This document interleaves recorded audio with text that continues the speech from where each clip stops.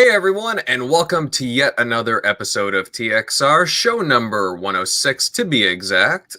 I'm your host, Invader, and I'm ready to dive into tonight's topics. Definitely a bunch of topics to discuss, but before we get into those things, let me introduce you to our esteemed panel members. Southie buddy, how you been the past week? South? South? Okay. I'm doing great, man. You know, I'm here. Hello, can you hear me? Testing. 1, 2, 3. Southie. Yeah, can you hear me? Yeah, Whoa, the whoa. shit on mute. I can hear you. Jesus Yeah, Christ. I'm not muted. Roger. Can you hear me? I can hear you. Say that I'm again. here. What? Hello. Yes, woodchuck to gray squirrel. Come in, gray squirrel. testing. Roger, can you hear me? Roger. Man. No, you know what? I heard you. I'm doing lovely, my friend. I'm, just another day in Southern California paradise, or, hell, whatever you want to call it. Yes. All right.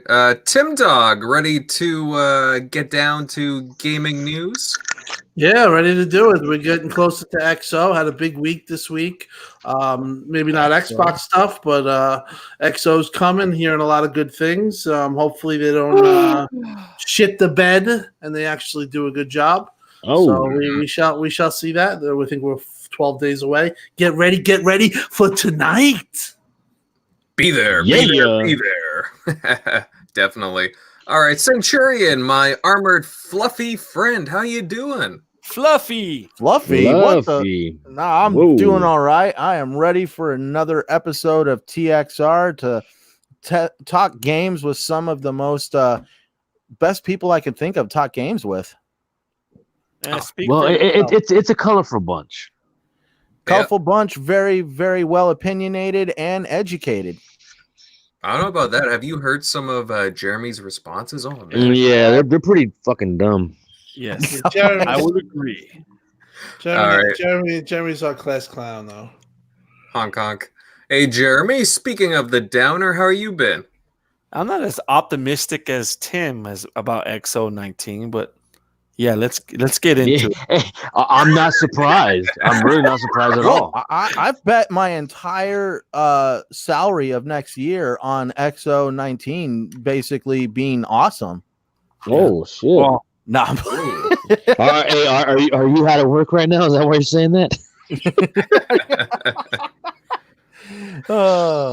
I'm ready for it, but no, I'm definitely like I said with some of the other people, man. Get hyped for XO19, but please hype responsibly and don't get your hopes up too high. Ooh, I like that. Damn, be cautious. Not like fucking Tim Dog where he hypes everything and it ends up being a fucking dud.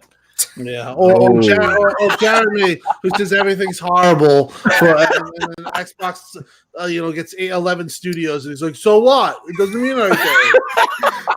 It's free to be in last place. They're hemorrhaging money. We gotta rename you, Jeremy, from the downer to Mr. Doom and Gloom. Doom and Gloom. I like that one, It's actually. the same shit. Right? Yeah, it's the same shit. His outlook is just horrible. Yeah. It's the same shit. All right. Shock, how you been, bud? Can you hear us? All right. Yeah. Yeah, how you doing, guys? It's Shaq. Shock? I'm just as shocked that he can't talk. Testing. Roger, my Dodger. My computer's underwater. All right. I guess Shock's just figuring out his audio at the moment, but he'll be. Oh, wait. Oh, there we go. Oh, Wait. Shock. Yeah. Yeah. Sorry. All right, there we go. Difficulties. And how are you doing, Mr. Shock? Pretty good. Been trying to. I don't know how people have been posting they got through Outer Worlds so quick. I'm like, I feel like I'm barely in it, even though I spent like probably 10 hours on it so far. That one's pretty dope, and I tried out the After Party. That one's pretty cool as well. Yeah. All right, very cool. Yeah, I tried out After Party too. Pretty neat game. Only tried out first few minutes. Oh, and Megatron's popping in. 1 sec, Shock. I'll bring you back in a sec. Megatron, how you doing, bud? Doing good. What's up, everyone? The Sorry, I'm late. darkness. Yeah. Darkness is spreading. Yeah. Do I sound? How do I Man, sound? the Megatron. Check. I'm sounding clear or what? Yes, you are. Sounded great. What'd you get? A new mic? Sound beautiful, my friend. How are you doing? No, do I? No, I'm doing good, man. Just ready to start the show again. I'm just busy in my household, so I'm a little got a little tied up, but I'm ready to get. Whoa, sounds kinky. Hey, isn't that normally Jeremy's response? Oh, He's got to do what he's got to do to support that Gears Pop price tag. Yeah, right. He's selling his ass. I'm getting impressed, man. I think I exceeded what you had the numbers you were talking last weekend. I'm not going to say that out loud. Did you double it, baby? You doubled it, did you? I did more than that, to be honest. Nice. All right. He's on Yeah. the side of the road with a sign, will work for Gears Pop. So I'll do anything for Gears. Anything. I pop for Gears Pop. We need to get Rod Ferguson on here and tell him, hey, man, we got you a whale over here. Yeah. Yeah. Yeah, those devs love you, man. Funding Gears of War 6. There it is. That's what it feels like, Yes. literally. He's gonna fund one No, on their salary. with all the money that obviously Megatron's putting in and probably other people, how come the microtransactions are so steep on Gears 5? I haven't checked. You know what? I've been so into Gears Pop that I haven't even checked what's going on on my 4K Gears 5. So, but Now, Megatron, let me ask you a question. Are you going to join my clan? It's called Trump Nation. hell to the no. Whoa. Yeah, I was just saying that's a. All right, on with the show. Let's go. Trump All right, all Sloper. right. I wonder Now, how many people are looking for Trump Nation right now. search your Xbox. So look for the tag there. They're only searching this to get it fucking banned. Yeah, to get Mr. Downey here banned. All right, guys. Before we begin, a few announcements. First, next week we'll be interviewing a pretty cool guy, the senior director of hardware at Xbox, David Preen. We'll definitely be discussing the new Xbox Elite 2 controller, and we're really excited to have him back on. So save the date for next Sunday. Also, a reminder that we're on all kinds of different podcasting services. Apple Podcasts, iHeartRadio, Spotify, and a bunch of others. Definitely check the description down below for the links. Yeah. Yeah, guys, share that out. Now, on to our first topic, and as Tim Dog was alluding to earlier, XO19 London is rapidly approaching, November 14th to 16th, I believe, and Xbox, it's just very recently has announced a slew of limited edition merchandise, including a very limited edition controller with a unique kind of London-inspired design to it. I think it looks pretty cool. It costs $100, and it will be sold in a very limited quantity of only about 1,000 available. Guys, have you seen this controller? What do you guys think of it? And is anyone here planning on purchasing it? I'm going to try and buy it. I want it. No. If it's limited edition, I want it because I wish I was at XO, so it's going to be the It's closest uglier than No. shit. I'm Listen, sorry. Even if you plan to buy it, it's not gonna. They only made 1,000 of them. Come on, you're not gonna get That's your. why hands you on have to have it. That's why it. you You're not gonna have get your to. hands on them. Why? It's ugly. I like it. I like the way it looks. I know they had the Thames River in it and everything, but I don't know. I think it's uglier than shit. I like it.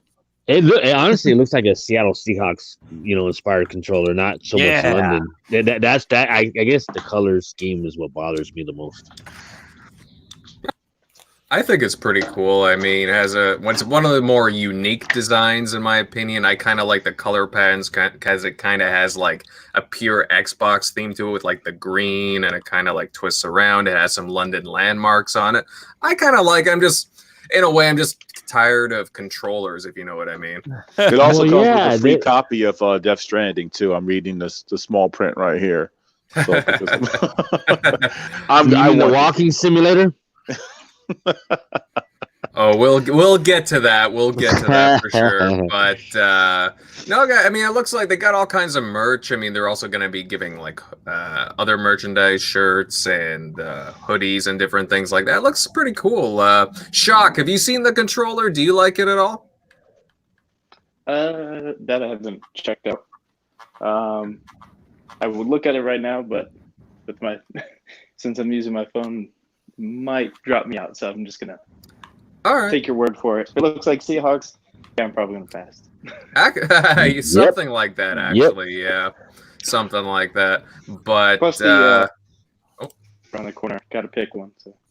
Oh yeah, no, absolutely, yeah. I'll they speak have a for lot him. He wants it as badass, right? Right, Shock? Yeah. Oh, definitely. Yeah, no, it looks like pretty cool. But of course, you know, merch is nice and all, but it's all about the games, right, guys? And Microsoft is planning to bring them all in full force. Recently, Xbox marketing head Aaron Greenberg was asked what the focus of the show will be, and he responded simply by saying games, games, games, games. So hey, he says that every year, so I'm not getting my hopes up on that, but I have absolutely no faith in these Xbox events whatsoever. They're XO, they're inside Xbox. Every single show I've ever watched has been a fucking debacle. Even when they announced 5 devs that you were complaining about because they don't have. Okay, all right. You know what, Tim? You got me there. That was actually a good one. But look, I would like to see some nice games in development, including like Fable, Halo, Ori, something. Maybe some huge announcements would be nice. But I think they need to do a better job, with these shows, using the platform to just to bring some excitement to the brand. And no, what the hell would excite you, bro? I mean, come on, you're just like you're literally doom and gloom about everything. Like what what the hell turns bro? Your gears like I said, if they bring like some Fable footage or something, or new footage of Halo, I'll be a happy camper. I just want some big news to drop, especially during the holidays, because that's going to drive console sales and it's going to drive business for Xbox. Because if they do a good job, in November, when's the event? November 17th or something like that. Yeah. It's big business for Xbox.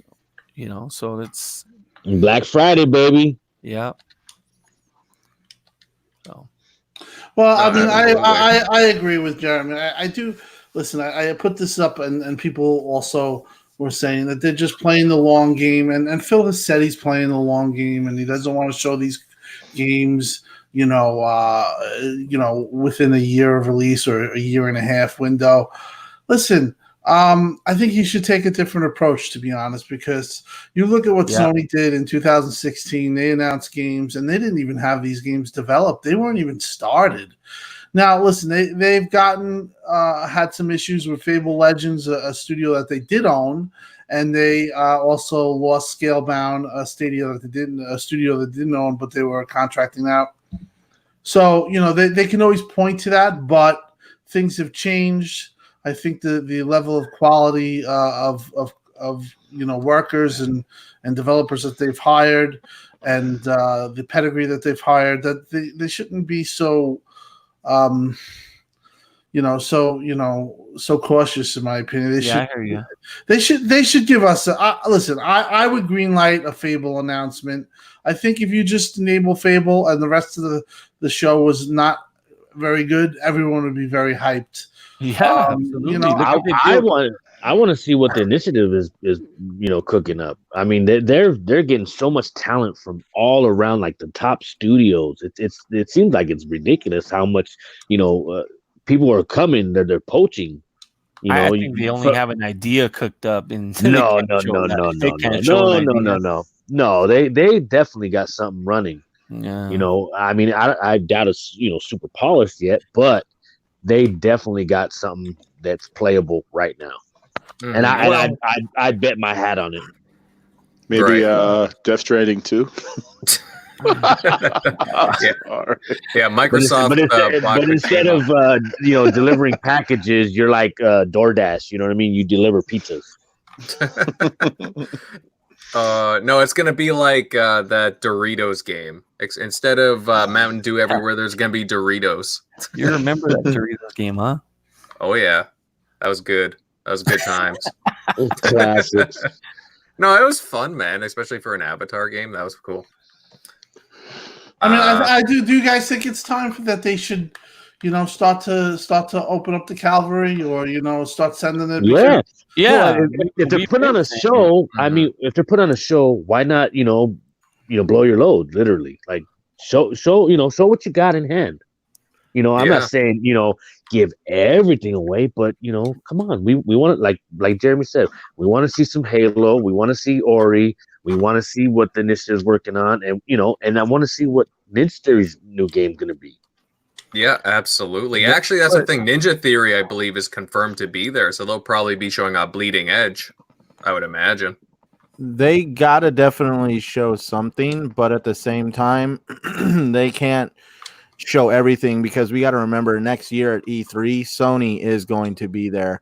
So at that point, are they really going? Because I haven't heard anything about that. They would be fools if they didn't show up. Let's just say that. That would 3 years in a row. Could you imagine? Especially on a console launch Sony's year, that would bigger be than E3. They didn't need E3, so whatever.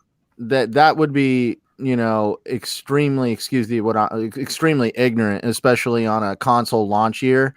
They definitely, you're going to see these guys pretty much hitting it back and forth on who could top who. I definitely agree. They definitely need to put something in XO that everybody's going to be happy with. Also considering that there is no PSX this year. So all eyes are going to be on Xbox to kind of fill that gap. But definitely it'd be really interesting at the end of the show, right before they walk out, that they have the Fable logo or something as subtle as like even Nintendo would do. Just have the logo come up on the screen to let them know that it exists. I'm definitely satisfied with that. Hey, wouldn't it be dope if at the end of the show, and I know it's not a first party, it's third party game, but wouldn't it be nice to hear the Sam Fisher sound as they're closing the show? That would be awesome. And like you said, just a logo, and you just hear the sound, and boom, end it like that. That would mic drop. Now, also, we can't forget that our good friend Mike Ibarra is now over at Blizzard, so don't be surprised if by some chance Blizzard is over there on stage with him. Yeah. Yeah. Well, Mike's a huge Diablo guy, so I definitely see him, taking that close to heart and trying to nurture that as much as possible, because he was crazy about that game. He spent hundreds and hundreds of hours on it. But I think that hundreds, thousands. Yeah, he got to the point where he told me this story and joking around, but he got to the point where he played that game so much that his wife was like, "You got to chill out, or you're done." He had to put the game down. That's how much he loves Diablo, and it kind of makes sense why he, people say, "Well, how'd you leave Xbox?" And well, that was the excuse. Is I work there, so honey, I got to play the game now. Baby, right? This is work. The bills are getting paid, right? Yeah. Standing in front of the judge, going, "Here's $100,000. Go buy yourself a hat." Standing in front of the judge looks at him. So, ma'am, why did you want the divorce? Irreconcilable differences? No, too much Diablo play. Diablo. I blame the devil, Diablo. But Invader, I think the thing to take away from this is what South said. So Sony came out swinging in 2016, and even if you watch the event, you watched it going away. Looking at it saying, hey, shit, I might have to buy a PlayStation now. And that's what Xbox needs to do. They need to create excitement for the brand and stuff like that. So, All right. Yeah, no, and that makes sense. Hey, Shock, do you think we'll see any important games come out of here, or just like games that we already know about, like games like Wasteland? Or do you think that Microsoft will be brave and show us something new? Yeah, well, I saw that thing about, I think you mentioned it before with Itagaki, so that'd be cool if they announced maybe a Japan studio that they brought them on to do. Although some of his last projects have been kind of rough since he left Team Ninja. But that would be pretty cool. But Shock. What if by chance they create they've created a Japanese studio headed by Itagaki, which obviously Xbox is heading. That'd be great. Well, he just came on Facebook and he says he's returning. So if listen, that's the type of thing that Xbox fans would go crazy for. Oh yeah, and be a big get. But yeah, but then not just Xbox fans. I think everybody would. Now, see, so now real quick, I need to get brushed up a little bit. So he's only done Ninja Gaiden. Like I don't know his own. Okay, go ahead. So he's Ninja Gaiden and DOA. Yeah, he created the Dead or Alive series, and he revived Ninja Gaiden into like how we see it now. And he did some weird game with QTEs. I forgot the name of it. Oh yeah.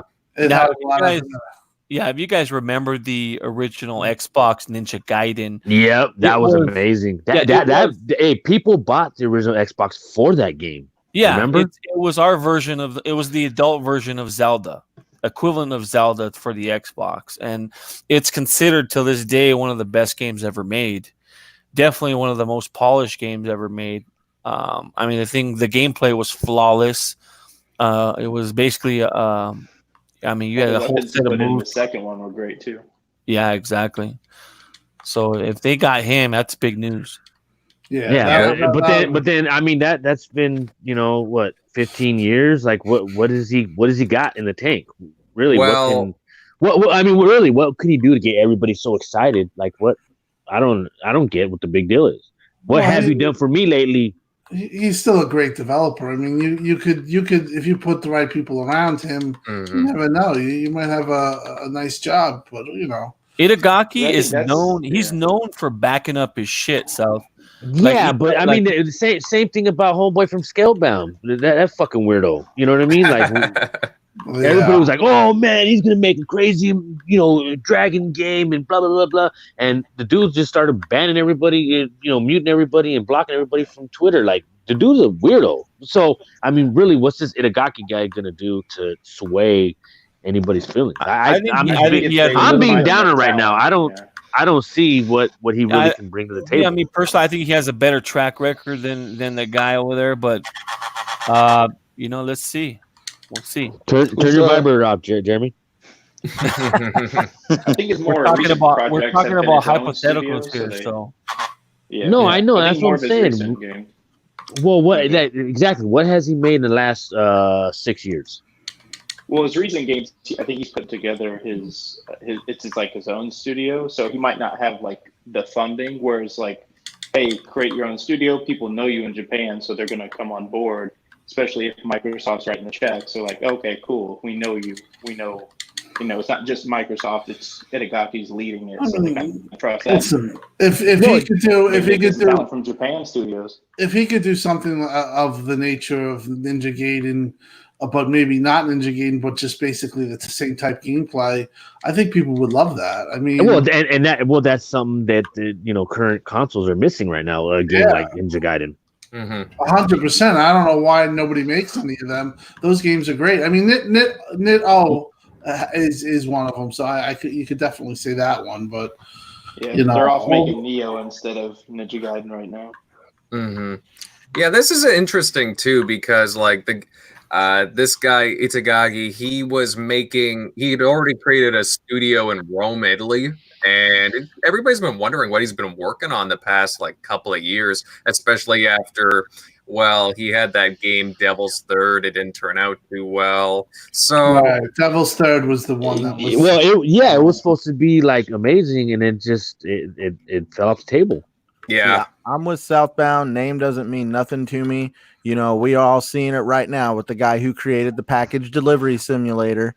I'm sorry, my big argument with some people is, hey, the first Star Wars films were bar none, hands down the greatest films. And then George Lucas cooked up episode 1 with Jar Jar Binks. And from there, people were like, WTF. All right. Misa. Centurion, let me ask you a question. Have you played it? I'm not allowed to have a review copy. The answer to that, Centurion, is no, you haven't played it. So, I'll take their advice over yours. Who? What? Although Who? the people that give it 95 say it's boring and it doesn't get good for like 10 hours. Yeah, I'm still confused. Why? And show me, why would you play a game for 10 hours when you're bored out of your mind? It's like, wait, hold on a second. After I played it for a week, then it got interesting. It's like I've actually played. People the are trying game to say for about- Sekiro's not fun either, but like Sekiro is mechanically fun. It might be challenging, but the mechanics and taking down smaller enemies, smaller bosses is. Jeremy, fun. did you get a review copy? No, I've actually purchased it and I've played the walking simulator, but How'd you play it? What do you mean? I have a You- pro. You got a store copy? Yeah, I have a pro. Yeah. Yeah, the game's not out yet. How'd you get it? Yeah. Oh, Yeah, we got a bootleg. how are you playing the game? I don't have access. I would play the game if I could, but also all the reviews I'm reading, the minute I see the word boring in almost every review, I'm sorry, No, that's kind of like a flag. Well, I've read some of the reviews, and you see, oh, it's not a game, it's not fun, but yeah. Yeah, that was PlayStation Lifestyle. That's given every low-rated PlayStation game a 90 or above. So you gotta listen. You gotta take. They gave him 100 or something, and it's like, well, it's not a game. It's It's like, what?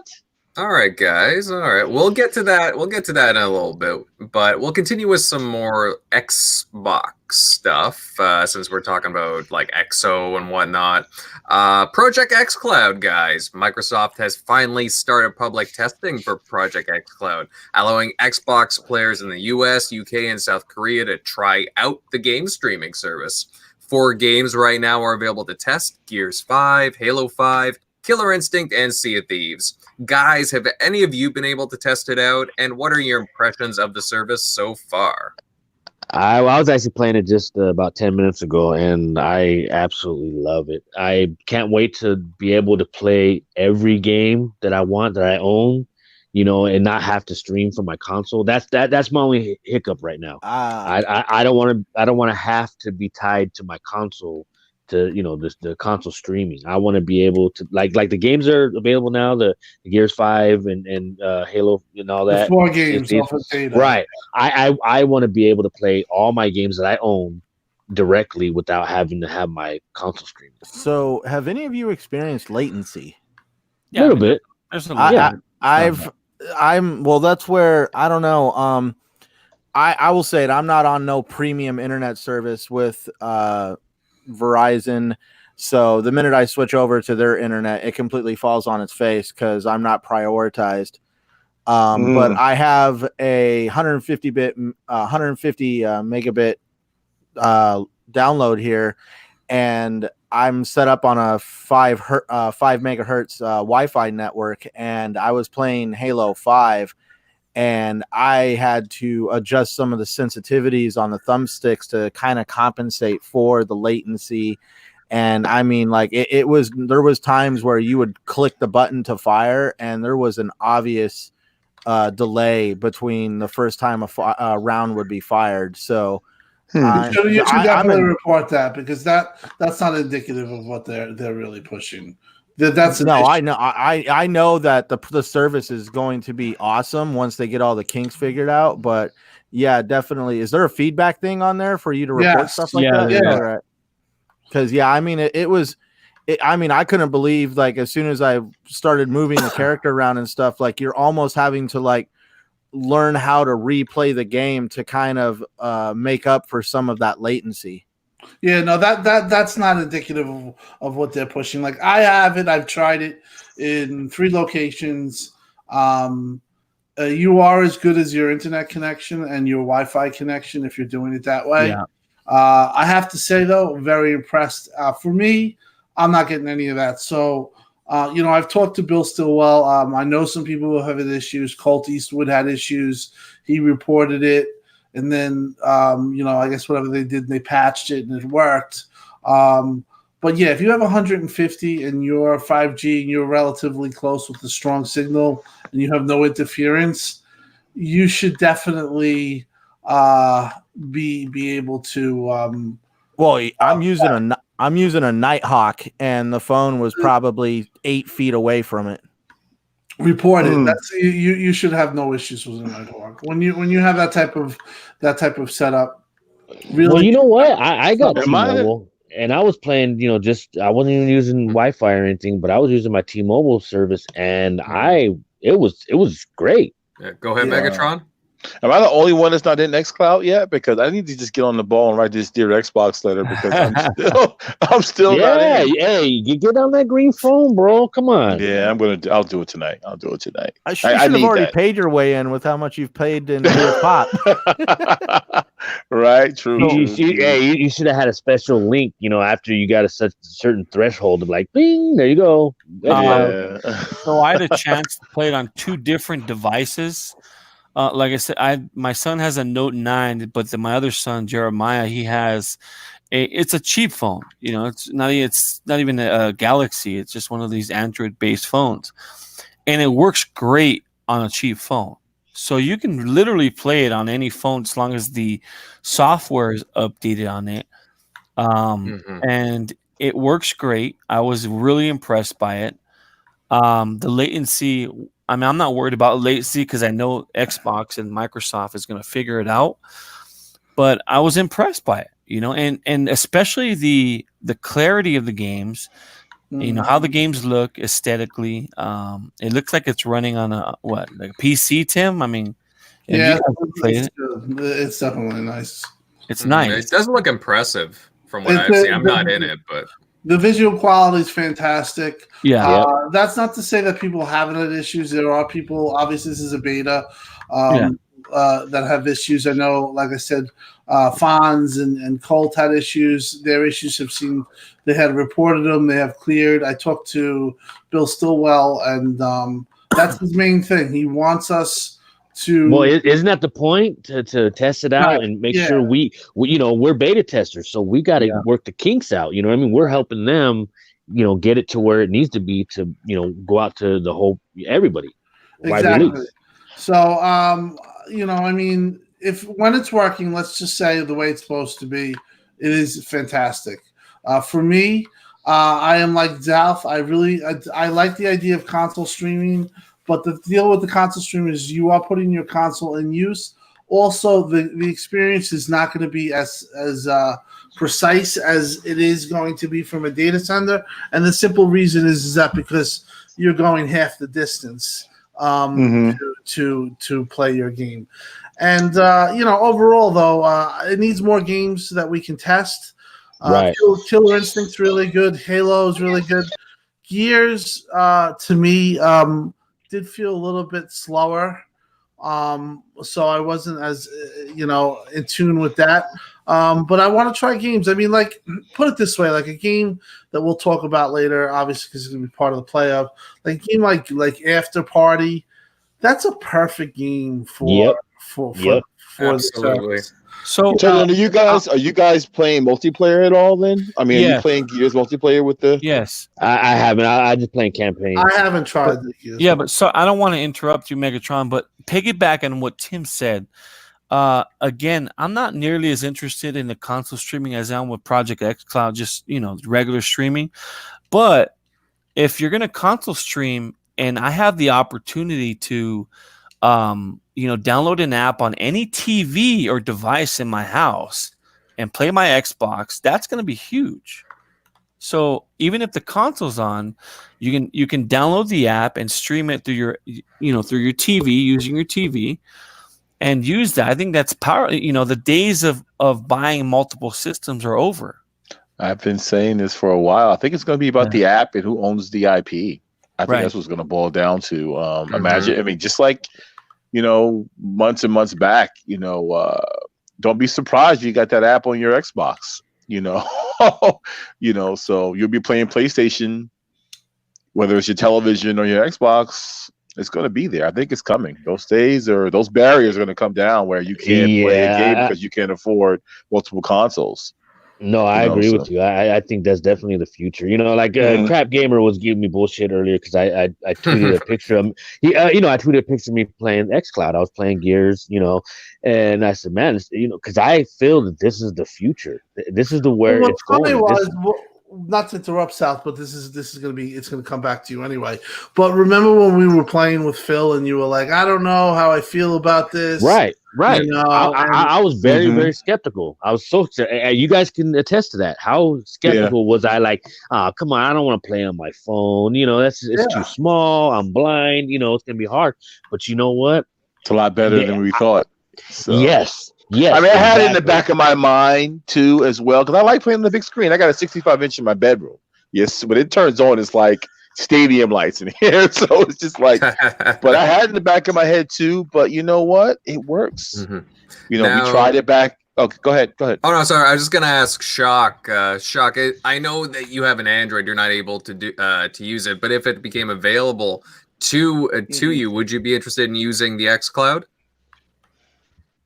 Oh, definitely. Yeah, because I just got upgraded to the Alpha Ring, and I was gonna probably send out like a invite to try to get one, but I was just like, I'm not gonna go out and buy an Android to check it out just for it. But I would if it was on like iOS for sure. Definitely. Yeah, I think that's coming. Obviously, you know, because the majority of people that have iPhones, I mean, obviously, I don't know why the technical specs, why iOS hasn't, you know, been included yet, but you know damn well it's coming.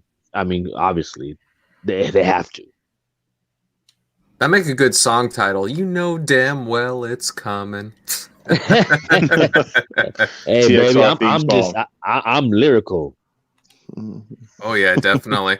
Yeah, well, XCloud, it's looking pretty good. I've seen lots of different clips and videos through different social media. It looks impressive. Again, I've seen some pretty bad latency, but you know, they're still testing it out and working out the kinks. It does look impressive for what it is, and this is where it's heading. I mean, I'm not huge on game streaming personally, but you know, it's an option, right?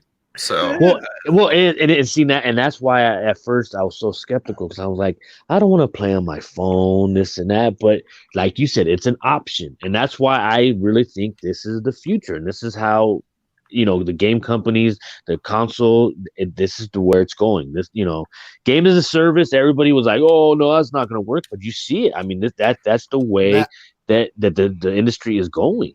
Now, the only problem is there is no way the industry is going to change the internet industry. The internet industry is behind.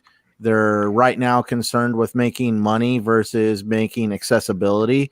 And no matter what, and no matter how much they want this system to be the primary focus, it's only going to be popular in areas that have the internet infrastructure to support it. I can only imagine people because my dad lives in a town where 10 megabits a second is as strong a signal as they can get out there without going satellite internet. So there's satellite is horrible. Yeah. Yeah. So there's definitely a lot of things they got to overcome. They're going to have to really help these cell phone companies actually get 5G off the ground, so that way these people who are interested in this kind of stuff are able to go to their cell phone companies and buy some kind of a box that would actually put off the 5G signal that they would need to actually use this. Well, you see T-Mobile already starting to start that. You know, that's what they're doing. They're ramping 5G up overall. As a country, we are ramping up 5G because we are behind in from Japan and China. We're way behind. Oh yeah. So you know, like Phil has always said, this is a long play, or they're playing for the long. They're playing the long play, or the card. It's gonna basically, you know, it's gonna take time, but you know, it's funny because like crap. We were talking about crap. You mentioned him. He was like, oh, you know, what about 4K, Tim? What about that? And right. That's what he said. I thought 4K, 8K. I saw okay, that. all right. Yeah. So my point is, it's like I wrote back to him and says, why can't you have both? Exactly. Isn't that the point? Like you want the 4K, 8K, whatever, you know, the industry is going to be in a couple of years. But you also, you know, people still it's obvious that, you know, when it comes to like Nintendo and their Switch, people want handheld games. You know what I mean? So that's why using your cell phone as basically as a console is going to be a huge thing, because you don't have to buy a Switch. You don't have to buy an Xbox handheld. You have your phone that doubles as a console, and you already have it. This is also going to put them in markets that they're not available in, like Japan and over there in Asia. Korea. Well, Korea actually has they're a part of the beta. The beta. So right, yeah, they're testing. This is a big thing for the future. It does not mean it's not replacing anything. This is an addition too. For some people, that's going to be their main thing. Some people just can't buy a $600 console, and it's $600 for $500 for us here in the U.S. is maybe more somewhere else. But when all you need is your cell phone, which you already have, and I got to buy I buy a controller and your TV, and I get Game Pass.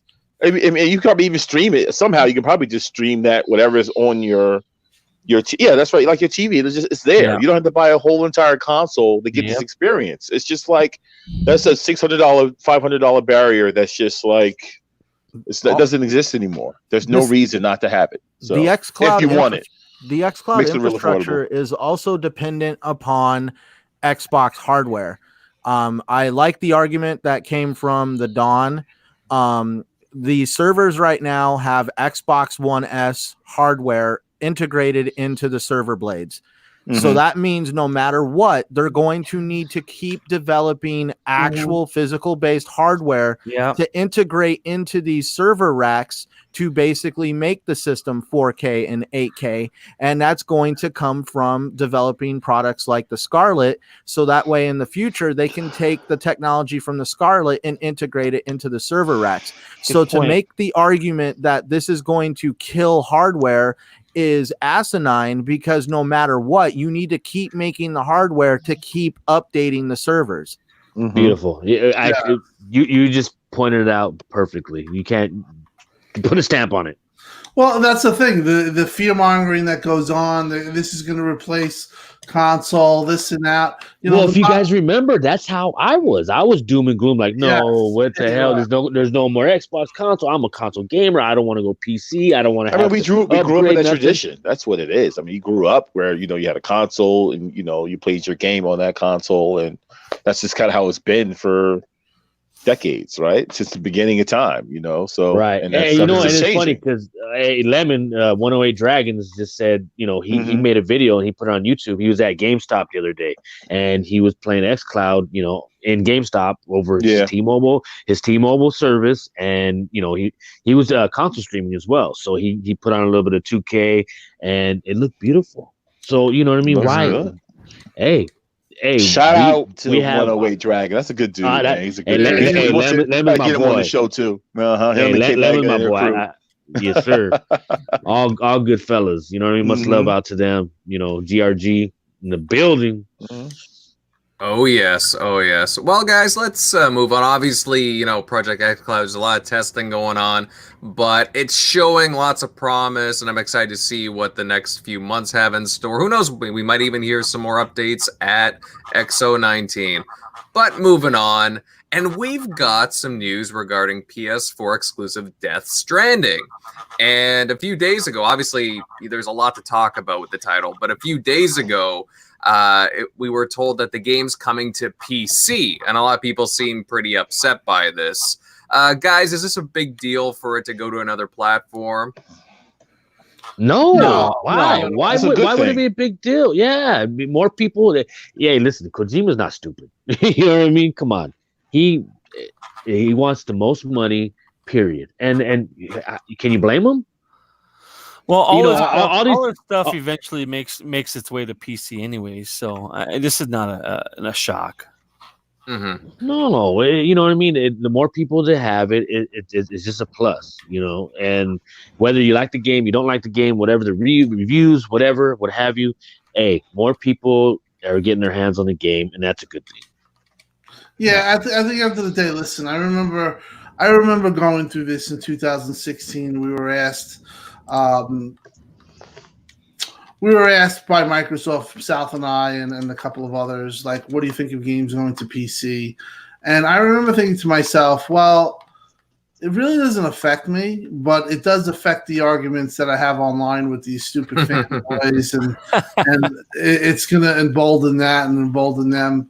But when I really thought about it, and when we get these, we get these free games to cross buy, in our case, it's Xbox fans. I think it's a great thing, and I don't think it's a big deal. PC and console gaming are two different things. That's the bottom line. Once you realize that, I mean, you can talk about similar. I'm talking about gamers in general.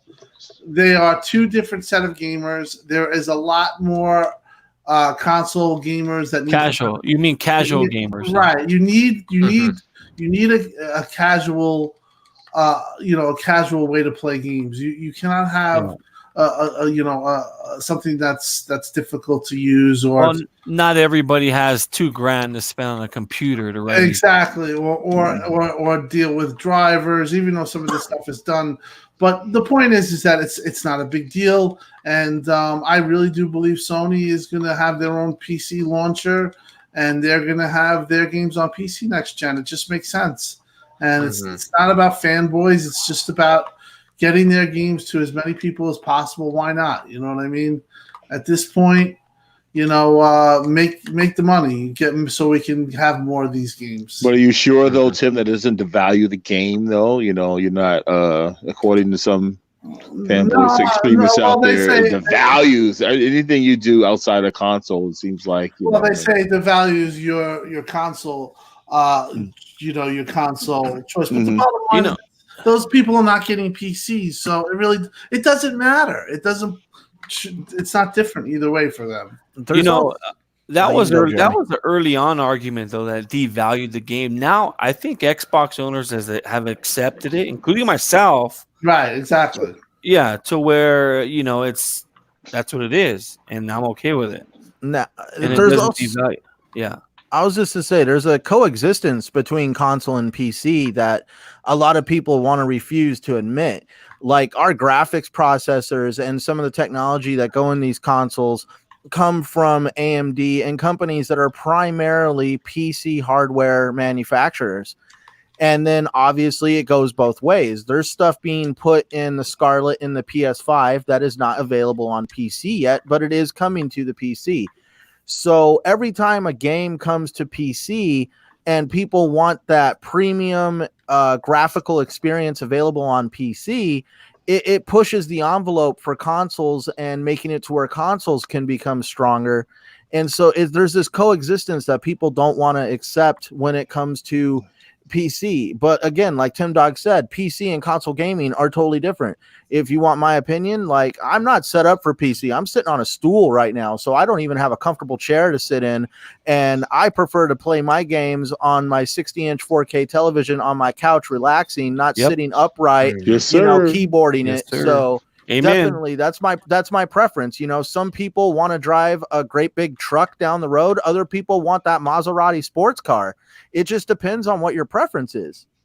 Mm-hmm. Absolutely. Now, Death Stranding, it's coming out soon, and November 8th to be exact, I believe. And the reviews have been kind of trickling in over the past couple of days, and it's been getting some really positive reviews with, I think the Metacritic right now is at 84, but some pretty positive reviews, and there's been some interesting comments being made in these reviews because they'll call it a masterpiece, but then inside the reviews, I've seen a lot of interesting wording like slow and repetitive in these same reviews. Now, guys, what do you make of these reviews? Because I just find the wording interesting. Do you guys feel like this game, does it seem like a masterpiece? I know it's not out quite yet, but just it's weird some of the comments that we're getting from these reviews. What's your guys' take on this? I think the best review I've seen was, and most accurate review, is probably GameSpot, which gave it a 9, and they went pretty in depth as far as the reviews go. But just by watching the videos, obviously it's a graphical marvel, and to me it seems like anything it's better than anything that's the X has produced up to this point. but the characters and the story-driven experience. As far as graphics is what you're saying? As far as the graphics goes, I mean, it's okay. It's really good. Obviously, it's essentially a walking simulator that opens up. They said about, to an action game later on, third-person action game. But what's very cool about it is the tools that, when you buy, if you're connected to the network, it could be used to help like another person online. And there's a social aspect to it where you get to either thumbs up it or thumbs down it. Whoever you run into, whoever's tools you're running into. There's an example, I think GameSpot left, which if there's a ladder on, someone left a ladder that was, in real time, I guess, maybe a week from now or something, someone left it and it helps you traverse the world. And yeah, it's a slow paced game, they said initially, but it picks up later on. I think they have a hit on their hands, to be honest. Yeah, they say it picks up in the last 10 minutes of the game when you finish it, and then. Well, hey, come on, guys. I mean, I'm only joking. It's only joking. I want to bash it. I don't really. Honestly, like I'm just only going with it was just jokes. Honestly, I just wanted I respect the guy for just developing a game and being creative and not worrying about what anybody else is thinking. Yeah, and just doing what he wants to do. Like I don't want if you think about his whole entire body of work, Metal Gears, he's got a huge fan base. I played the first one and beat the first one, the only one. I played the other ones, but I never beat it before.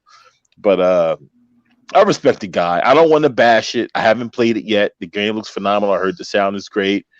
And then with all this stuff that's been happening and the hearsay, I still kind of want to play the game. I want to see for myself and experience it for myself to really just be like, I don't want to judge it until I actually get my hands on it. And Southie knows where I get my games early, and I got an early copy, but I can't play it because it's online. So you can't Southie knows where I get, so I can't play it. We're seeing that Konami was a necessary evil.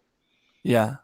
Well, you know what? Hey, Kojima is a darling in the gaming community, so I think whatever he puts out, people are gonna love. And you guys are right. It's beautiful. It looks amazing. But listen. I don't have a PS4, so I'll never get to play it, and I really don't feel like I need to go out and buy a PS4 to play it. So, but again, reviews are always going to be skewed to somebody that they really love and they admire because they don't want to upset somebody. You know what I mean? So I don't really think that all these reviews are really objective because of who he is and his name. That's what I'm having issues with the review is sorry, Tim Dog. I just wanted to say that I'm just tired of reviews being done on a curve. It's like, oh, we got a PlayStation game. Hold on, we got to get the rule book out for PlayStation. Oh, we got an Xbox game. Yeah, we got to find the other rule book. I want this game reviewed and graded as if it was an Xbox exclusive. Yep. If this game was an Xbox exclusive, oh my friggin' God. They would destroy it. Yeah, they would. Yeah, they would. It would. Well, here's my what the question, hell did they pour all that money in for? Here's my question. Are reviewers afraid of giving Kojima bad reviews? Yep. Because it seems like they worship the guy. I actually think they're scared of PlayStation. Is it Kojima? Because of the Sony fans, I think is why they're afraid. The backlash they might have to endure. PlayStation constantly. PlayStation. I mean, haven't they had games before that came out in the past? And I don't remember which site it was, but they literally changed the score of a game because of all the backlash. I can't remember what game it was, but they literally changed the score. Yeah, I remember some about it. Wasn't that IGN did that? I don't remember who it was. I can't remember. I know it was a Sony game. I think it was IGN. They were like, "Oh, well, there was a review in progress, so we, after we finished it, then we changed it." I'm just saying that I do believe some of these guys in the big gaming media, the big guys, I don't want to say are scared by PlayStation, but they are under their thumb because at the end of the day, PlayStation shells out a lot of money to these guys for advertising and other stuff like that. And then, they fly them. Poke that I see what you're saying. Yeah. Yeah, they fly them to different events and different, conferences and come check out our game. We'll fly you out to a different city. We'll set you up in a hotel, this and that. You know what I mean? So why are you gonna slap a gift horse in the mouth? Yeah, well, I think there's some validity to that. I also think that the validity to the fact that there have been some reviewers like IGN that really came out against the game, and spoke how they felt, and well, didn't what was his name, Brian Altano? Didn't he kind of he bashed it? Well, And people were like, oh, he I didn't bashed hear him it. bash it at all. No, yeah, he Just did. talked Yeah, about how he it put a should work. nice. No, he put a nice Oh well, review, yeah, and he he bashed the. Oh, I get what you mean. Yeah, he bashed the controller because it kept screaming like a baby. Oh. right. Well, I see. I was just gonna say I've seen a little bit of a change of tune come out of IGN ever since they got that exclusive at E3 for Gears 5. How they got to do the escape mode gameplay exclusive to IGN. So I do kind of feel maybe Microsoft has somehow intervened with IGN and is swaying the whole. They have to at some point. It's Yeah. kind of like dirty pool. You got to fight fire with fire. You know what I mean? I'm a firm believer. Like, hey, one good turn deserves another, and if it's working for one company, it has to work for them all. Well, I've been questioning why Microsoft would ever give them anything exclusive in the first place, and now, in my opinion, I feel like I'm seeing the fruits of that because of the fact that IGN has totally changed their tune. I mean, they've put out some abusive stuff towards Xbox. Like, we can't forget, which Xbox exclusives would you like to play on PlayStation? So definitely I feel like Microsoft has probably intervened with IGN somewhere saying, hey, if you want to continue getting exclusive anything, you guys might want to stop with the agenda. Right. Absolutely. But my point overall of the whole situation is this game was lauded as a game of the year. People were saying it was going to be 95, 94 Metacritic. And, personally, I was not one of those people. I said, there's no way this game is going to do that well. It's just, I saw the game and I saw it for what it is. And it definitely looks boring. Definitely looks very in depth. Probably it could be still a good game. Obviously, you have to play that for yourself to know that.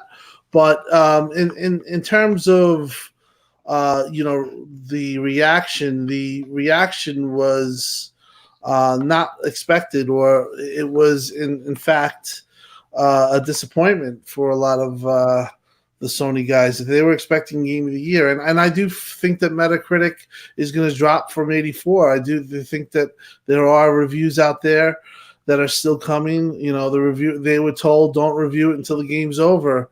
The game, you look at some of these reviews, like some of the guys said, and it's like they're trying so hard to explain, that the game is not fun. One of them says it's not fun, but another one says this isn't a game, this is a piece of art, and all these kinds of how can you say that? It's not a game, it's a piece of art, so that's why I'm going to give it a 10. Like, come on, it's a game. No, review it as a game, not as the movies that Kojima likes to put out in every friggin' game, but rate it for the game, for the experience that you have, not for the history or respect that you have for the creator.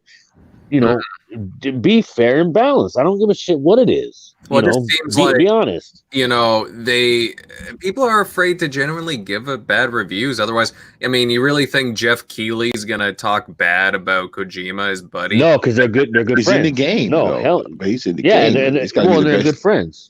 Hell, if I was in the game, it'd be the best game. It'd be my game of the year.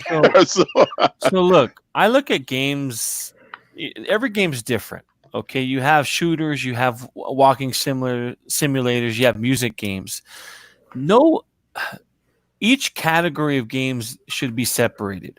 Meaning, if you're going to have a music game, that's what you're going to base it on. So this particular game, what would you name it? A walking sim or a third-person action game? What would you name it? So this is a unique game to where, if you're rating Gears of War 5. Right, and you're basing it off shooters, and it's a 9 or a 10. That's what you're basing off of. Now, with this particular game, it's a walking simulator, so that's what they're probably basing it on. But they're basing it off of the characters, the storyline, and like someone said, the artwork, or it was a piece of art. They said because it is a piece of art, and in terms of what he created. I think it's a well-made game. It's a graphically It's a Marvel. No. It's a Marvel. It looks beautiful. I will never, not give that credit. It looks beautiful. I'm sure it pushes the boundaries to what the PS4 can do, and and hats off for that.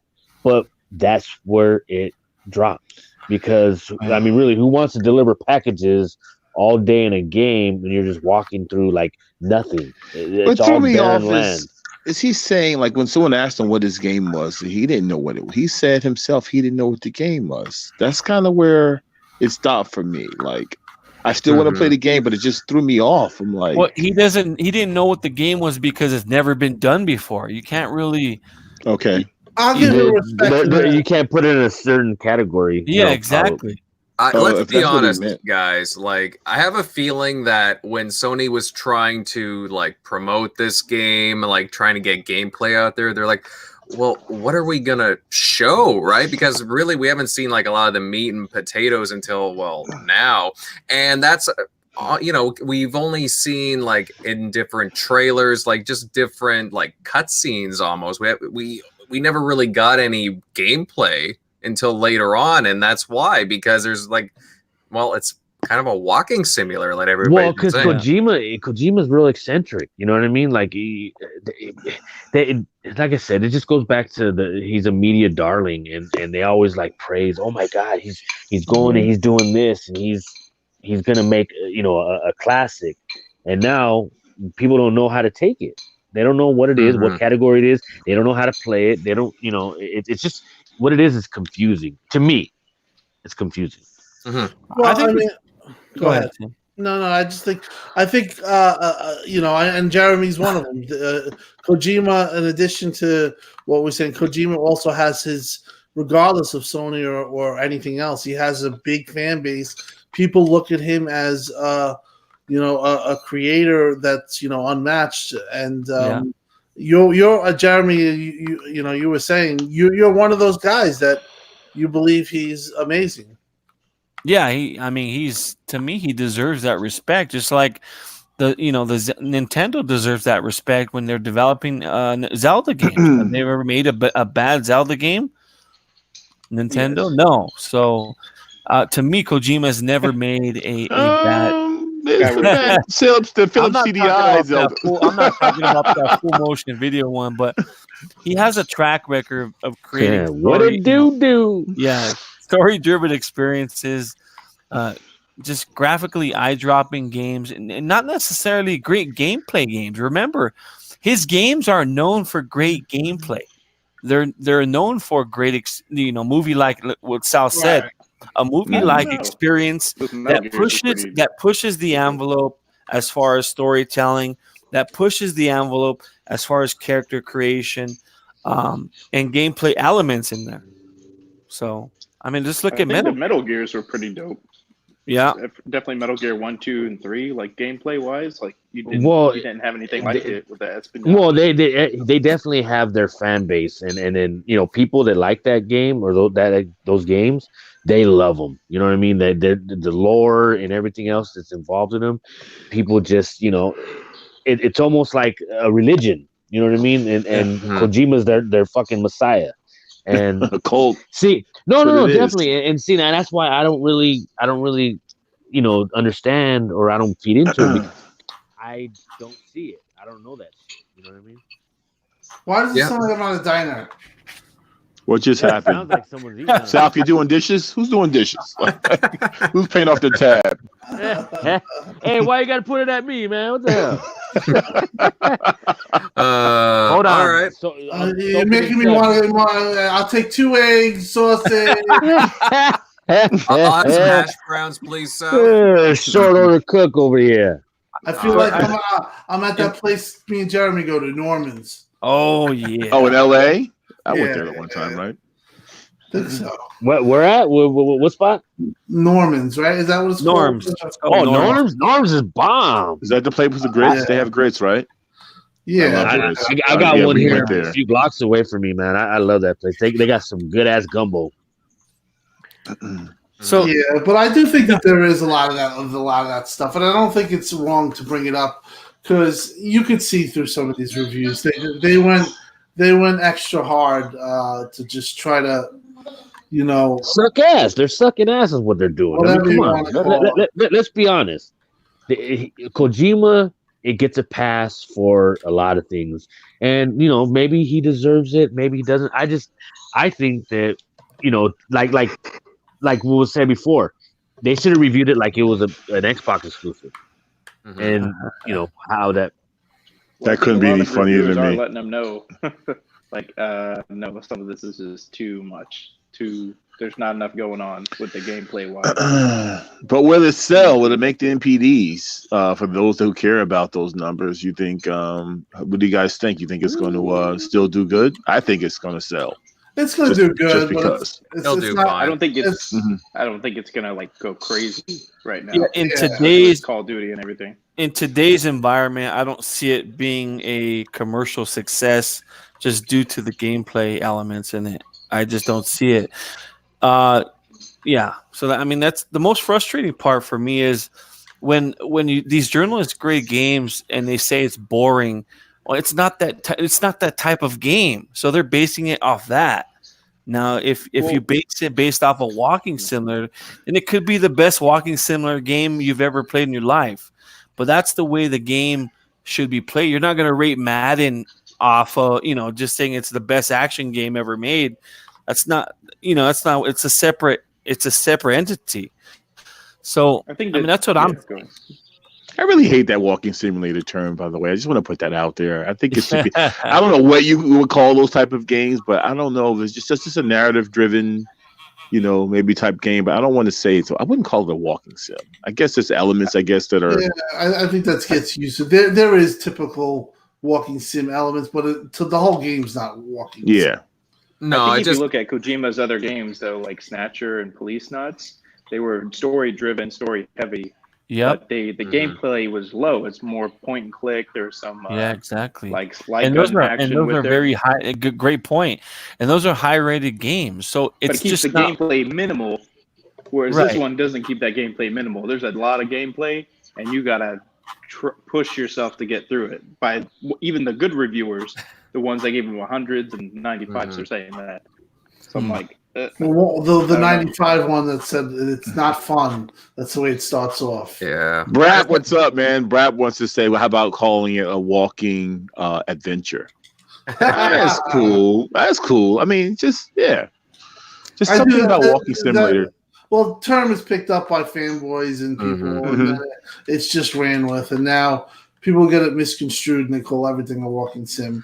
This game, it's not really. It has some aspects of it, but it's not a walking sim. I just have a feeling that Sony just didn't know how to market this game once they finally saw everything. They're like, what are we going to show here? It's like it's totally different from any other game out there, right? I think Kojima doesn't even know what it is, for crying out loud, right? So it's just funny.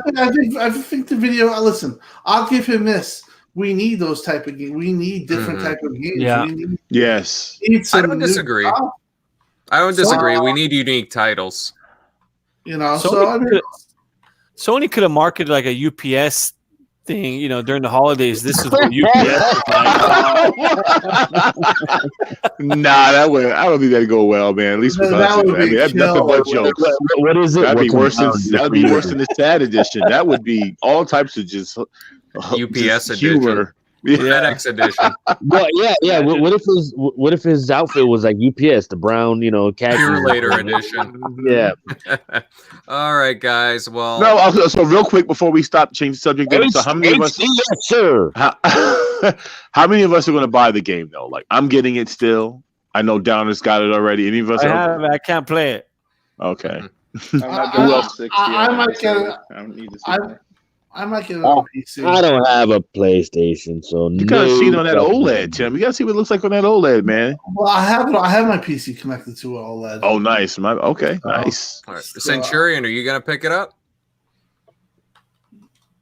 All right. Sorry, I didn't know I was on mute. He's ordering it right now. Well, actually, I am gonna pick it up probably on Black Friday when it's on sale, right next to the custom PS4 Pro.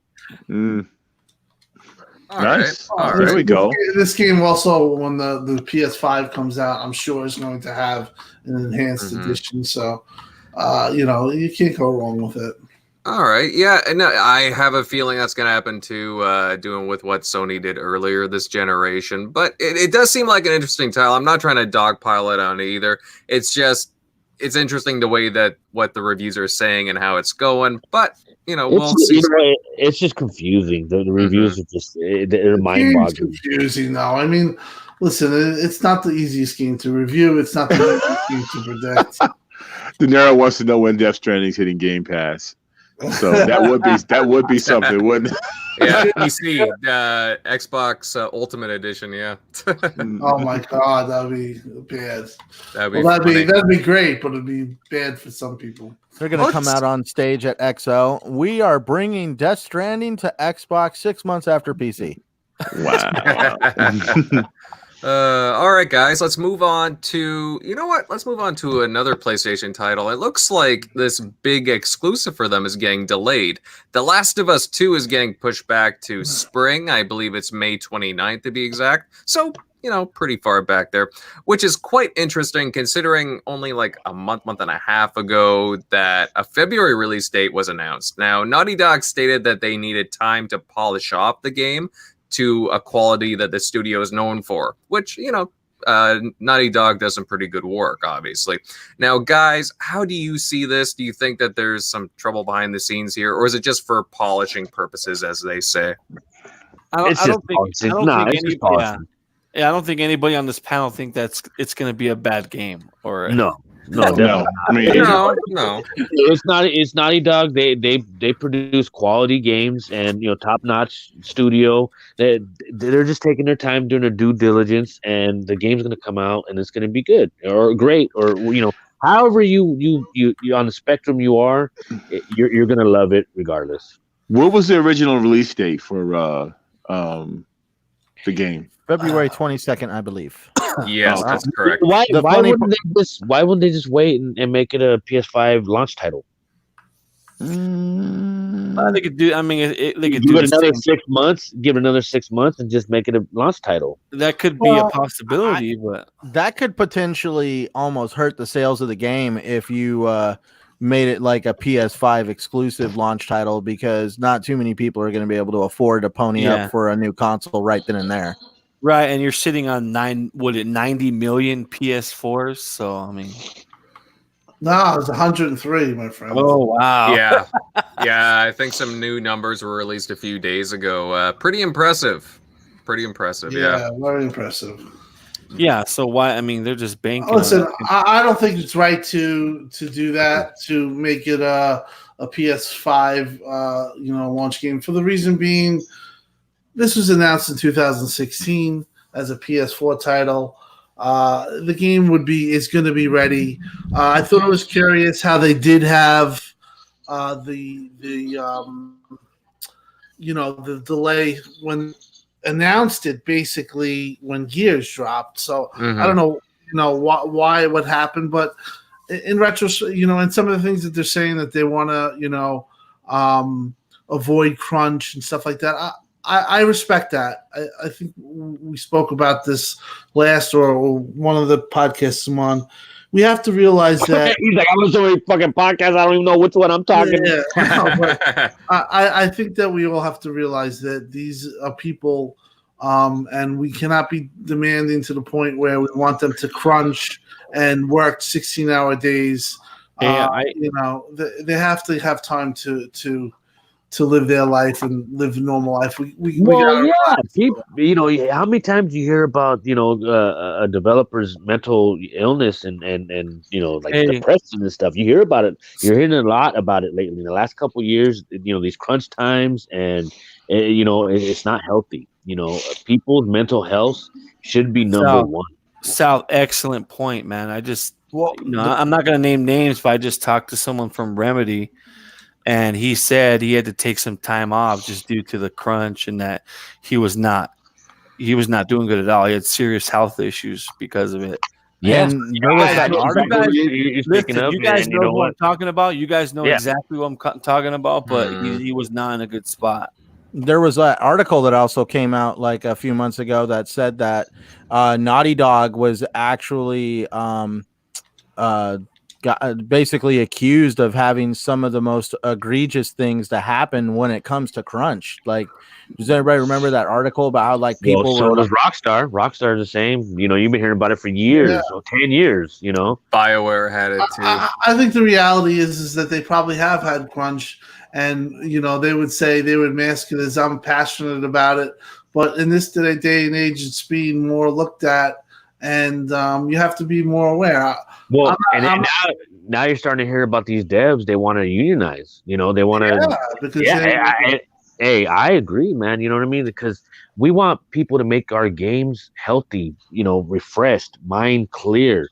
You know, you never want to hear anybody that's like overstressed and anytime I hear about like developers losing jobs, it just makes me so depressed because people have families. You got to care for people and I know it's a big business and you got to cuts have to be made, but it just makes my heart break for people that go out of jobs, because they do something that we love, that we spend so much time with, and something that we care about. So we should care about them. That's producing, our entertainment or something that we love. We should very much keep them, safe and healthy. Yeah, a lot of these people have families, obviously, and loved ones that they don't spend any time with because they're busy making a fucking video game. Right. So, you can say, well, they got a job, they have to do it, and it seems like a lot of these game companies are like, you're expendable. We'll just throw you away. And we as consumers need to make the point like, hey, treat your your employees correctly and right, or we ain't gonna buy your fucking game. Right. And also we also have to be a little bit less. We have to realize that they're human. You look at how critical we are on developers. Oh yeah, we are. And we have to realize that they are human. They're gonna not always. They're gonna make mistakes. They're gonna not always have the best things happen. They're gonna have problems. They're gonna have bugs. They're gonna have this and that. Yeah. And there's always that argument from everybody that doesn't really pay too much attention to how the industry works of like, well, if they're just unhappy, they can go to a different company, not realizing that a lot of these guys sign non-competes that basically prevent them from just walking out on their job, because if they do that, they're basically not allowed to be a developer for another company for anywhere from 1 year to a couple years. Yeah. Well, and that's the dark side of the game industry. You know what I mean? That most people don't know about.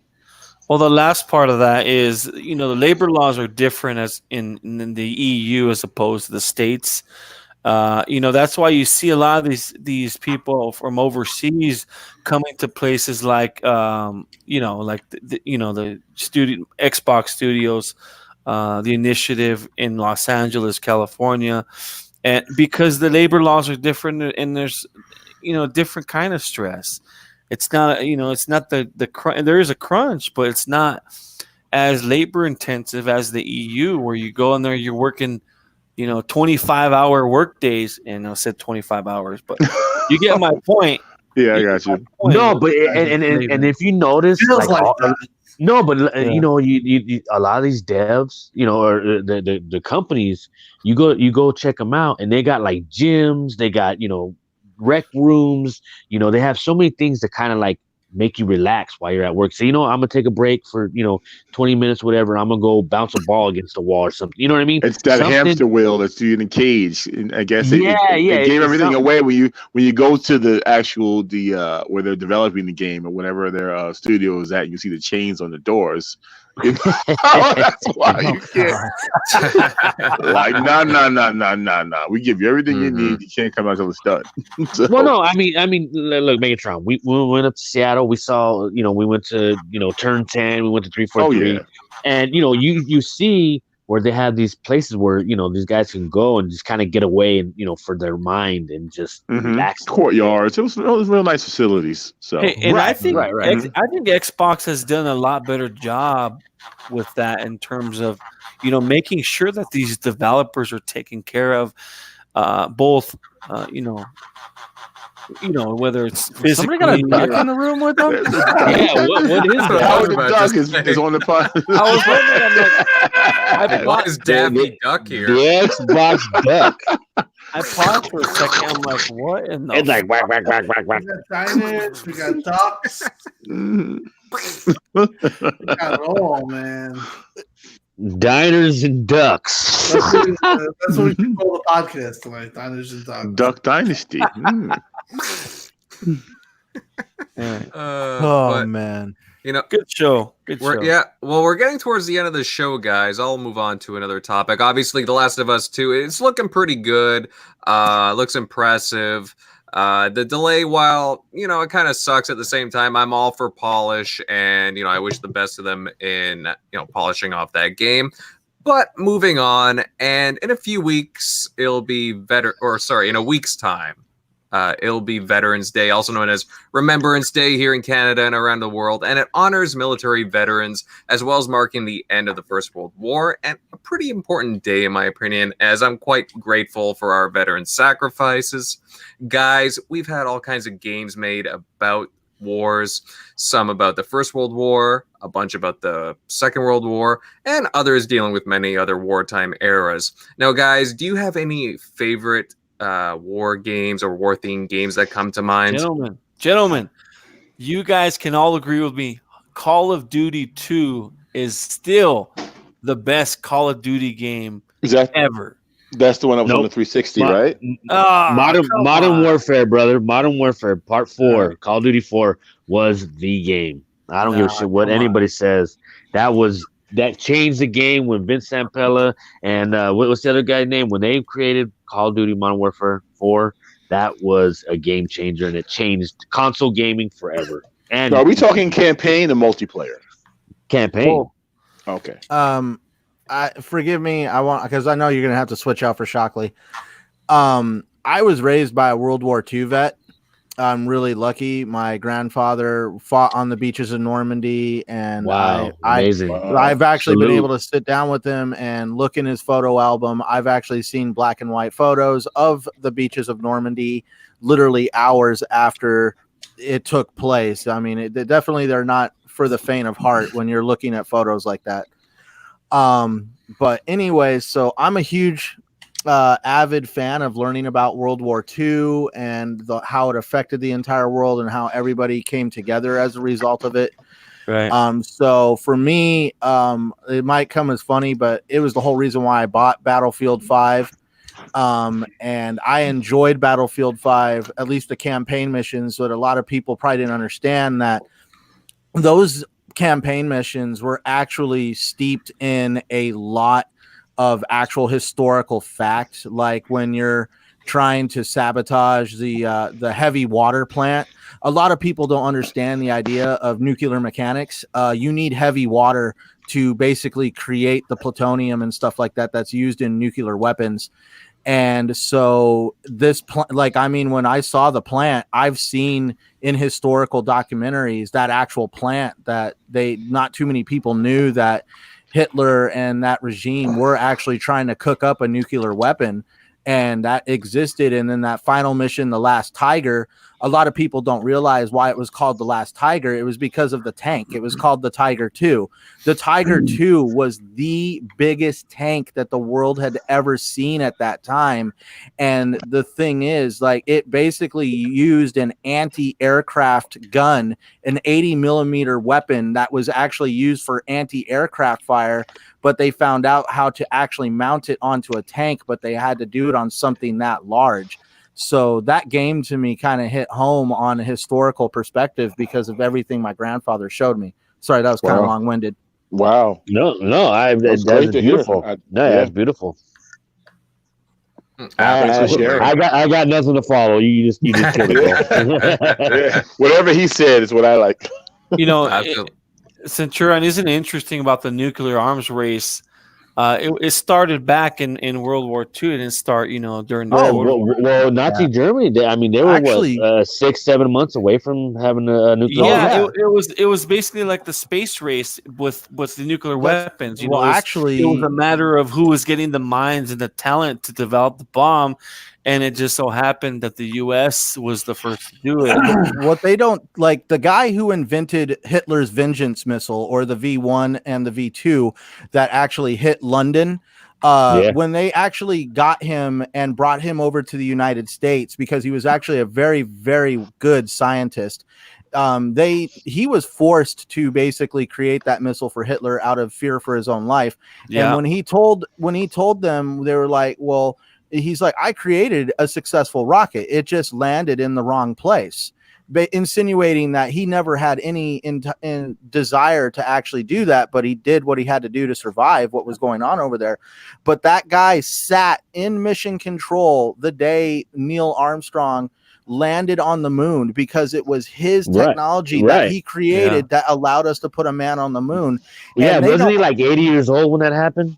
Actually, no, I know he was old, but I don't know if he was 80. I know he was there. Yeah, he was fairly old from what I remember. A lot of stuff that came out of Germany, like drones, like the drones we have flying around now. People don't realize that they invented the drone. Yep. They were using them for target practice for the guys that were shooting at planes. Like, a lot of technology came out of that war that is still used today. Isn't it scary to think, especially after the war, when all the documentation came out, and obviously the Nazis lost, just all the weapons of war that they were going to create and they could have created.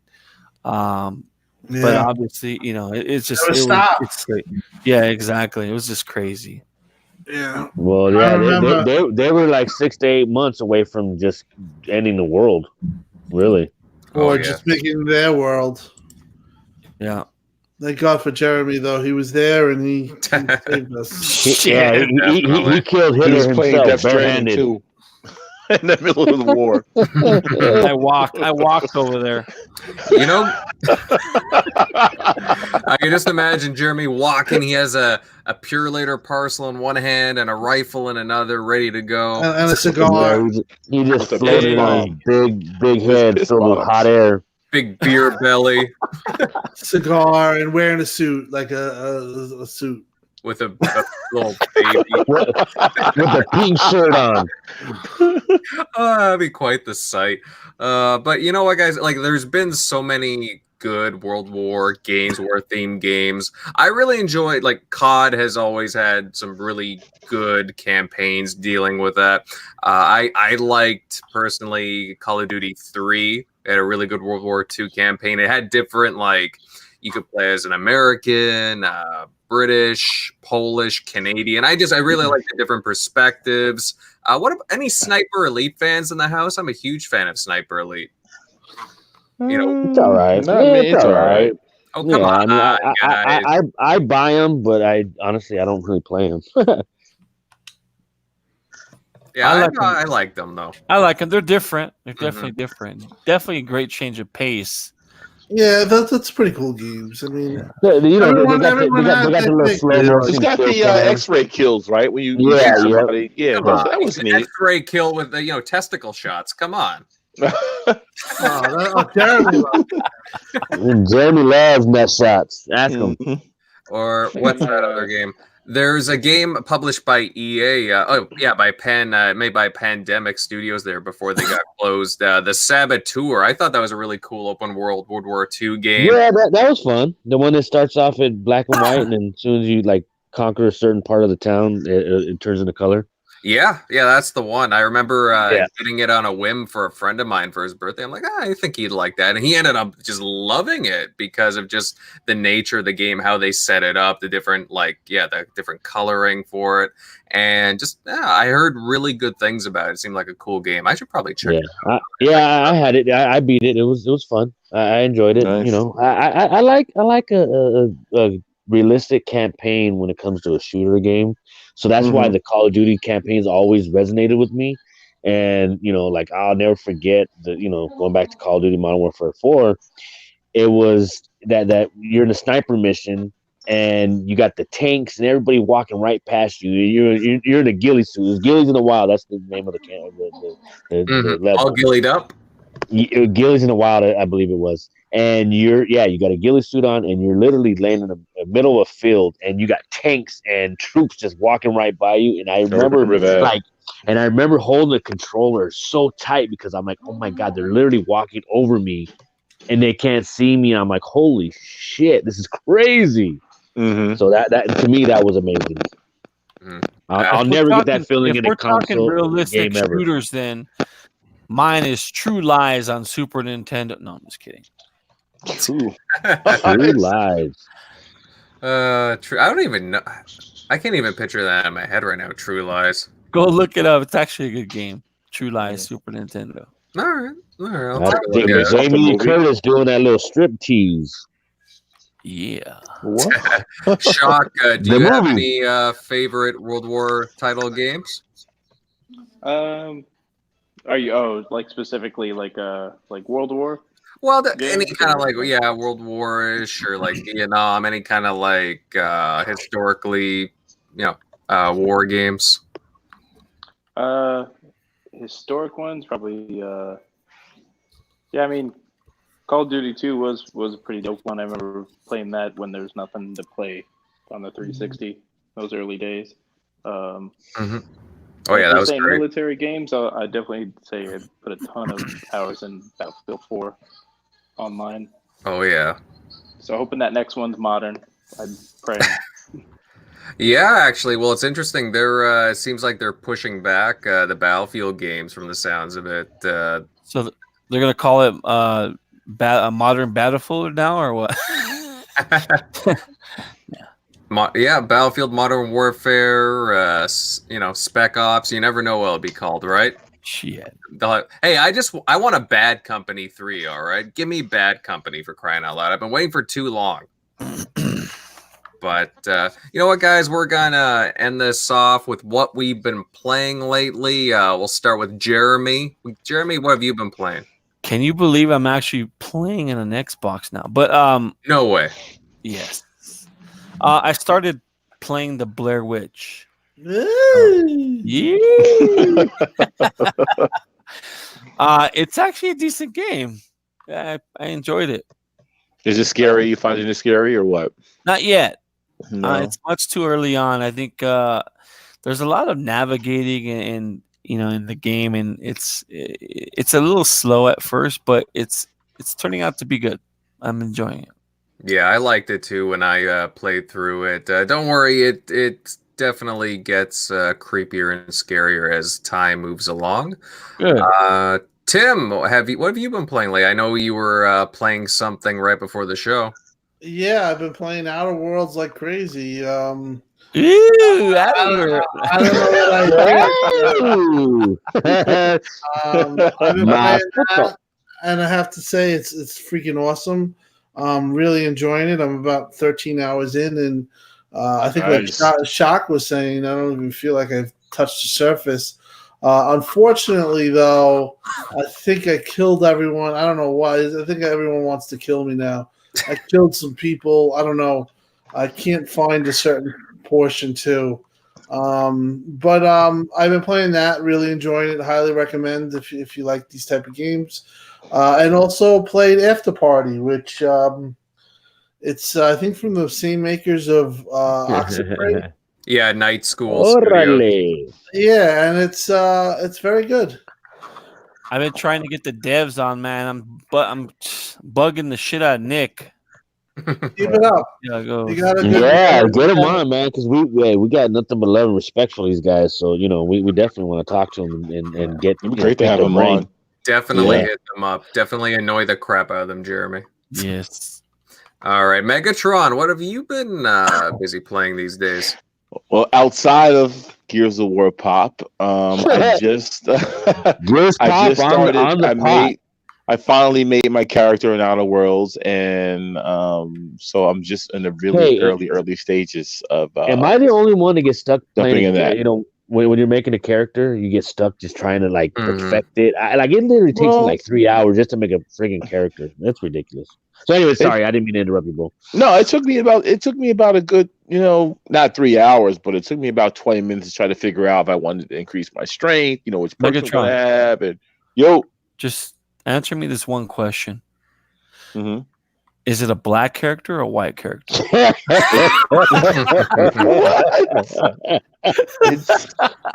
It's Is a it a rainbow male or a character. female? It's rainbow and it's male. Nice. How about that? Nice. Is that good enough? He's transparent. He's transparent. That's what he is. You can see right through him. So. Hey, no color lines, baby. Did we call him Blurple? There you go. Whatever you want to call him that. I'm gonna name him Purple. I'll change the name. But I made the character and he's all fleshed out and everything. And I got where I'm kind of leaning more towards his strength and science and whatever else. Intelligence, baby. Intelligence. So I've been doing tech. You know what? Dialogue helps. Yeah, out. I heard that a lot, man. But I'm ready to jump into this game, So I'm gonna try. I'm gonna play for about an hour and a half, 2 hours after we do the show. And the game's gonna be like, for me, it's gonna be 100 and mm-hmm. 100 and freaking 50. I heard nothing but great things. I heard nothing but great things, so I'm looking forward to jumping into it, man. Oh, it's a beautiful thing. I hit a Phil and I go, damn, that game's so good. He's like, yes, it is. Yeah, I saw him play it. I think he played it now. Yeah, he had to pop his collar. He's like, yes, it is. Yeah. No, that game is such a catch for them. Like they did good picking up Obsidian. Like that was a smart move by them, especially for the RPGs. We knew that even before the game came out. We knew that it was a good pickup. Because those guys are veterans. They know what they're doing. So kudos. Oh, yeah, this was a huge pickup for them. And Jeremy, why don't you try to hit up them devs, man? We'd like to get them on. Yeah, this is Jeremy. Jeremy got our guest next week. Thank you, Jeremy, for doing. Thomas, we got Thomas Mahler to talk Ori 2 in December, early December. That's yes, yes. But what was I going to say? From the grapevine, from what I've heard, that's that's the controller.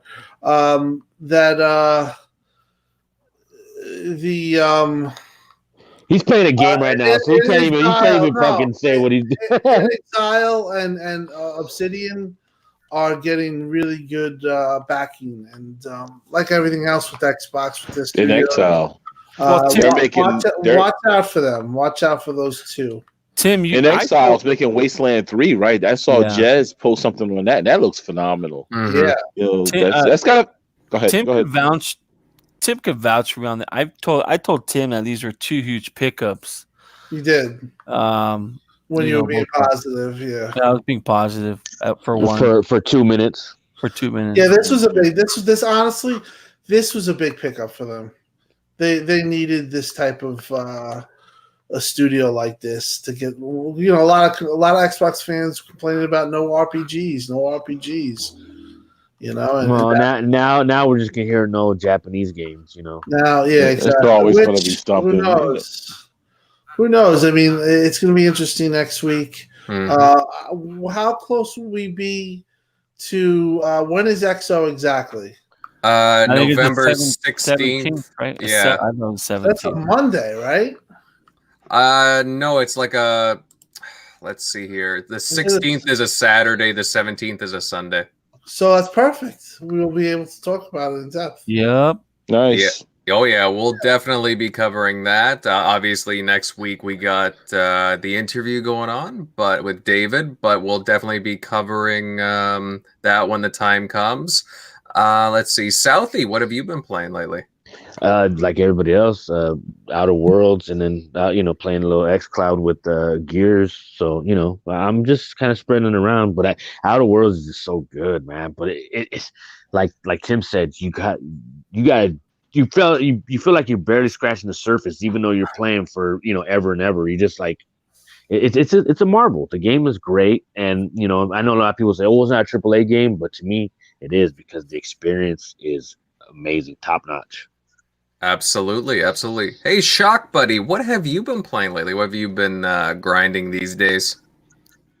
Yeah, definitely the same. Outer Worlds. Yeah, I definitely recommend also going in that bottom slot, the what do you call it? The leadership one, because it's going to allow you to use those abilities of your party, which come in handy because they get pretty powerful. But yeah, that one I've been trying to get through, and it's funny, I did hear people say like, "Oh, it's just a Fallout ripoff," and I'm like, don't think you can be a ripoff when it's the Of your original own Fallout game? creators. Right. Yeah, Well, but that's been pretty dope. And sorry to interrupt, Shock, but like I totally agree. But it's amazing what's going on right now. The timing really couldn't have been any better for the Outer Worlds and Obsidian, considering like all the stuff going on with Bethesda, and even when you look at BioWare, Anthem still not like getting off the ground. They have like they're getting a lot of limelight right now because the Outer Worlds is, well, it's Fallout to a T, really. But I mean, it's unique better. in its own Honestly, way. but better. And I hate to say that because I'm such a Fallout fan, but hey, they really knocked it out of the park with Outer Worlds. Tim, any word on sales of this game yet, or no? Well, I think that they had a UK sale, and it basically showed that a lot of people are buying Game Pass on Xbox. It's getting to that point where most people are buying through Game Pass as opposed to even physical and digital. So more people are subscribing to Game Pass to play these games. That makes sense. Yeah. But overall sales, I haven't heard anything, but I have to say it has to be good. I'm sure that they'll have a press release or something. I But hope it's good. They deserve it, man. They deserve some love. I think it's done good. I think Xbox is very happy. I know for a fact that they're happy with the two studios right now. I think Jez heard the same thing. Obsidian and Exile really, and Ninja Theory. Don't forget Ninja Theory. Yeah, of course. But these games now just they have Wastelands 3. Ninja Theory is they're gonna probably wow us the most graphically. I think when we see what they're doing, who knows? I did want to mention that after school after party. I was mixing up their name. After school. Definitely check that out. It has some really good like dark humor. Yeah, much darker definitely. than I thought it was gonna go with because they're just not really. You know what? At E3, that was a highlight of E3. That game was really well received at E3, and I couldn't I kept over in the corner where they were showing it at the Fan Fest, and I was like, yeah, this game is really. I know it's an indie game and everything, but it really was like it showed itself. Good. Perfect. There's a part in there where it's going to call out like a torture they're going to give somebody, and one of the tortures, I'm like, wow, that's really graphic. I'm surprised they put that in there. Yeah, I played a bit of it too. Invader, for next, since we have David coming on, we can go long to speak about XO19 if need be. Yeah, we can. We'll work things out when the time comes. But Centurion, what have you been playing lately, bud? Oh, I have been just living on the Outer Worlds. I've put, I believe now total probably 15, 20 hours into it. Jeez. Sal, stop opening those Twinkies. Jesus. It's a Snicker, fucker. Oh man, well don't be a diva. I was over at Frankie's house, man. He got a bunch of candy left over from Halloween, so I had to get me some Snickers. But no, hey, at least I don't got a fucking duck in the room. But no, I've been playing a lot of the Outer Worlds. I've been having fun with it. It's right up my alley. I put a lot of work into developing my character at the beginning, but I kind of know the mechanics of most RPGs. Dialogue is like king because it can definitely change working through the game. On top of tech skills, being able to lockpick and hack, I've actually had to put a little bit more emphasis in hacking because I came into a situation where I had to level it up just to progress through the story the way I wanted to. But I mean, there's a lot to do in that game, especially when you start getting to some like the first planet is like tiny. It is absolutely tiny. True. But when you get to like Monarch and you realize you're like, oh my God, I got to hike all the way over there. All right, let me put on my backpack. Here we go. And there's definitely. And then you're Death Stranding. Oh, well, dude, no, because Death Stranding, you're dropping off packages. You're on the way there, and all of a sudden, somebody needs your help. Another person's getting eaten, all this other stuff. And it's just like, so, God, it's hard for somebody with ADD because you're just like wanting to go so many different directions. Dialogue choices. Oh God, Holy that shit. too, yeah. And like I said, I was playing it before we even got on when we were in the pre-chat, and I had to stop because I just found out something that's going to change the direction of the story of the planet that I'm on, and so I definitely didn't want to be distracted and make a choice that I would regret. Oh, of course. It's so cool that's a great point. It's like the great thing about Outer Worlds is a lot of the if you play this game over again, you could have a completely different experience because there's so many points where you either have to do this or like switch power to a certain area, or you can go either way. And it's just really cool. Like I know exactly what he's talking about.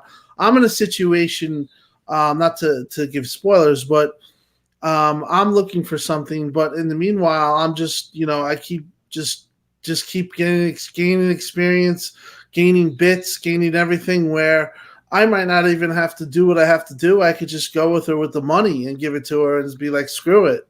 So there's just so many ways and so many things that you can accrue. This is a role-playing game at the core of. This is like the pinnacle of it.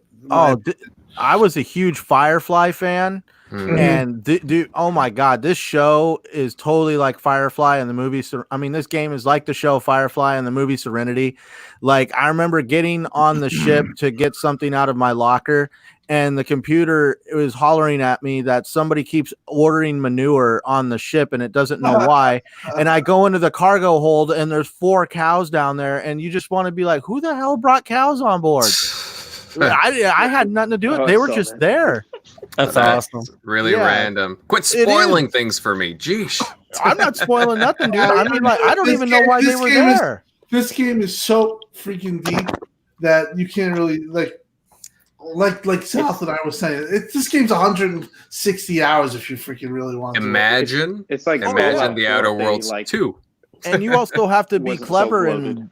You have to be clever in what companions that you bring with you because, obviously some of them are dumber than shit. But other ones, like you definitely like if you're in a situation where you need a mechanic, you don't want to bring somebody who's proficient in medical.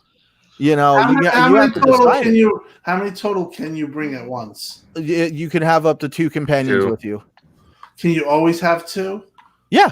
Okay, cool. And there's certain missions where like they'll only like you'll have your companion missions, like missions that are specific to that companion, and if you try to have dialogue with the person you're supposed to be talking to without that companion, they won't even talk to you. Like, you need the companion with you for you to progress through that actual part of the quest. Oh yeah. Now, I've been playing the Outer Worlds as well. I've been slowly moving along. I'm not quite as far as some of you guys, but there's just been so many games out. I've just been slowly inching my way through. I've been actually playing a lot of Nintendo games, Nintendo Switch. I finally beat the mech game Daemon X Machina. I'll have a review up sometime in the near future. I enjoyed that game, but there's a lot of little gripes.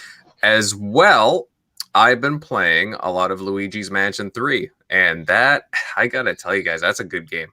That's a really good game. I had to get my hands on that sucker. And Nintendo, I tell you, they know how to make a good platforming, story-driven game. They know what to do with their IP. But they know their bread and butter. I actually had Luigi's Mansion sent to me for our good friend DHX from Nintendo. DHX, shout out, and man. Hey, man, he's a great dude. What, man? Where's my gift at? I finally, it came in the mail via UPS, and I guess it was Death Stranding victimized. I mean, it was just, I got the box and it was an empty box. So apparently someone, I guess, stole the package or the contents in it. And so, or got lost. I don't want to say, blame anybody. It was nothing inside of the package. So it was just that sucks. Yeah, Wow. It sucks, man. It was very disappointing. You went to what was the carrier? UPS. Yeah, you should. So they filed the claim or whatever. It was insured. It was insured and everything. So that was real disappointing. So I was looking forward to trying that game.